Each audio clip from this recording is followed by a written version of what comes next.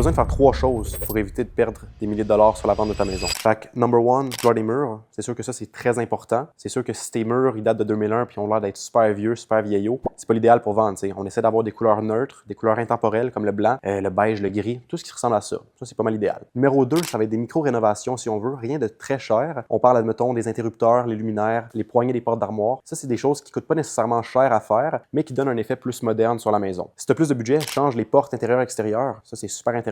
Ça modernise la maison encore plus. Puis finalement, le plus important, selon moi, c'est lors des visites, on essaye que tout soit dépersonnalisé le plus possible et désencombré. Donc, on veut retirer tout ce qui est personnel, admettons, photos de famille, mariage, des enfants, tout ce qui serait accroché sur le frigo, les chandails de hockey, admettons, de Cole Caulfield, qui est un super gros fan du CH. On veut enlever ça. On veut que l'acheteur se sente chez lui ou qu'il puisse s'imaginer chez lui. Donc, ça, c'est le plus important. On veut faire comme si c'était un peu un hôtel. Comme si tu rentres là-dedans, tu vois, il y a des choses bien placées, c'est invitant, mais c'est pas trop personnel et tu peux te sentir chez toi là-bas. Donc, ça, ce serait l'idéal. On veut que l'acheteur puisse se projeter dans cette maison-là. C'est ça le but au final.